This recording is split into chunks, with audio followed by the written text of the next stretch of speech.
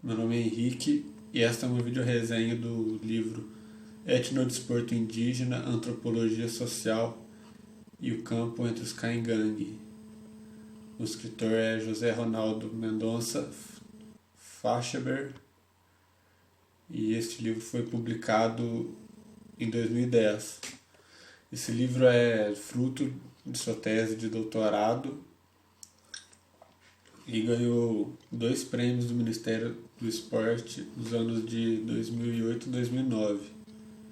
O primeiro prêmio é da melhor tese da região sul do Brasil e o segundo prêmio é de melhor ensaio nacional. Ele trata sobre o desporto indígena de um modo geral, e em especial do Caingangue, que é uma tribo, que é um povo indígena, uma nação indígena localizada no sul do Brasil, que foi colonizada antes da República pelos portugueses e depois da República por alemães e italianos. O livro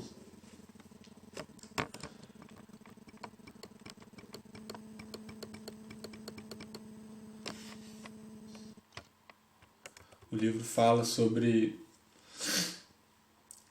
a prática corporal caingangue, a prática cultural e as tradições desse povo, e seus jogos tradicionais e seus jogos modernos.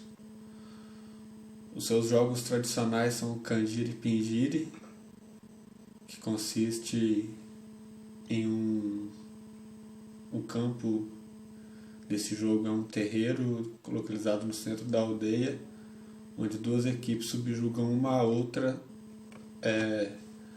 arremessando uns contra os outros paus, pedras, tocos, porretes e tudo mais, a fim de subjugar um ao outro.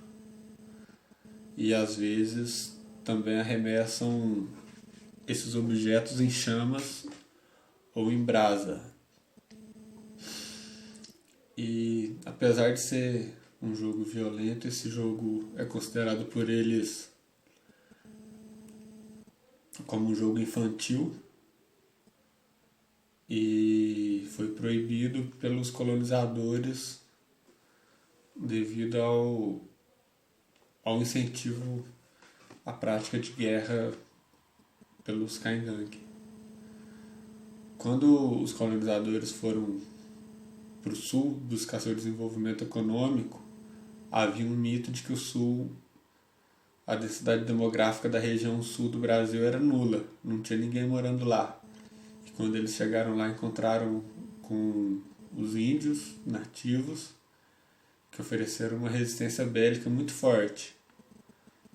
E hoje em dia, nesse processo civilizatório, eles foram perdendo cada vez mais terra e, consequentemente, sua cultura foi se perdendo junto com as terras, que era necessário terra para eles viverem. Aí, dentro desses jogos Canjiri e Pingiri, haviam muitas lesões e algumas mortes. Aí, junto com esses jogos, eles praticavam o ritual Kiki, que é um ritual em devoção aos mortos, que, segundo a crença deles, é para separar o mundo dos mortos e o mundo dos vivos, buscando uma boa saúde aos vivos e um bom descanso aos mortos. Apesar dessas perdas e lesões, o jogo era praticado sem nenhum ressentimento de ambos os lados das equipes e que se tratavam com muito respeito e amizade. A noção de força corporal dos Caingangue não é só baseada apenas na força bruta dos índios, mas também é baseada em valores, honra e altruísmo, onde mais forte é considerado não aquele que vence as batalhas, mas aquele que aguenta levar mais pancadas sem reclamar. eles se consideram indivíduos muito saudáveis e alegam e relacionam esta saúde aos seus remédios do mato, que é um nome genérico usado para nomear suas ervas medicinais. Na minha opinião, esse nome remédios do mato é uma maneira de explicar para quem está de fora que é um remédio natural, que é uma erva medicinal que eles usam, ao mesmo tempo manter sua tradição hermeticamente fechada para quem vem de fora. O autor do livro usou do método antropológico de pesquisa, que consiste em uma análise, que essa análise é feita através de sua visão de mundo, ele tem uma visão mais social, aparelhada com Durkheim e Marx e Engels, e concordo com essa visão. Ele argumenta que o processo civilizatório não foi tão civilizado por parte dos seus colonizadores, que eram cristãos.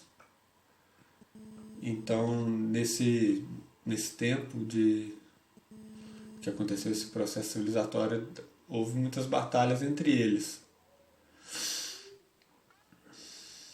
entre os colonizadores e os índios, onde os índios foram depostos e os governos da região foram cedendo terras e mais terras ao agronegócio, às madeireiras. Aí um dos argumentos dos governos era que não existia mais índios porque não existia mata, e se não existia mata não tinha índio lá. E também usavam de argumentos preconceituosos, de que índio era violento, índio era bicho, índio não era gente, índio era irracional. Então não foi um processo civilizatório muito civilizado, né? Até porque a cultura cristã também carrega consigo um histórico de diversas atrocidades praticadas no mundo em nome do Cristo, que eles alegam ser propriedade deles.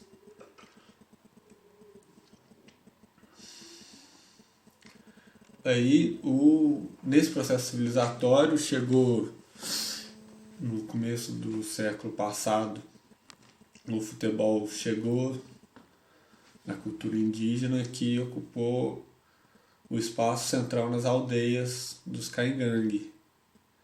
Esse jogo foi ressignificado por eles, que o futebol é uma paixão nacional e o índio também é brasileiro e eles também gostam muito de jogar futebol. Eles organizam entre si as equipes. A equipe A é formada pelo chefe das tribos e seus parentes, seus filhos, seus sobrinhos e seus genros. E as habilidades técnicas dos jogadores ficam consideradas em segundo plano. E a equipe B das tribos já são considerados os aspectos técnicos dos jogadores, e geralmente são essas equipes que vão para os campeonatos.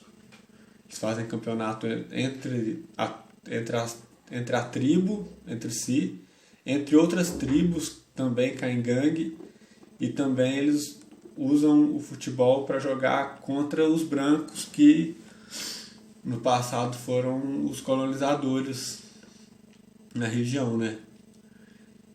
E eles usam desse jogo de futebol a fim de afirmar uma relação pacífica entre os índios e os brancos, a fim de desconstruir os preconceitos que foram construídos ao longo do processo civilizatório, né? Então, os Caingangue estão buscando jogar um jogo limpo, apesar de eles se afirmarem como Caingangue, que é um ser forte, um ser guerreiro, um ser humano bruto, firme. Eles estão usando eles jogam realmente, eles Eles consideram que jogam firme, batem bastante durante o jogo, mas ao jogar com os brancos eles estão procurando desconstruir esse estigma que foi construído. Então eles têm jogado bastante com os brancos. Alguns índios às vezes são convocados para jogar em equipes profissionais da segunda ou terceira divisão lá da região sul, mas muitas vezes eles são barrados nos testes e alegam o preconceito como motivo para esse barramento.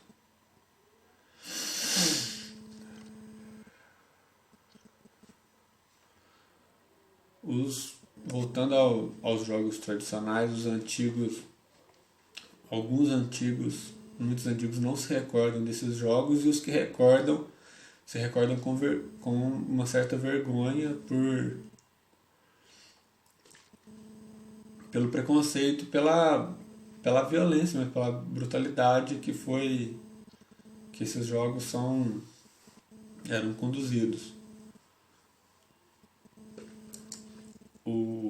Os antigos também se acham mais fortes e saudáveis que os índios mais jovens, que alegam que esses índios mais jovens tomam muito remédio e comem muita comida industrializada, que eles chamam de comida de branco.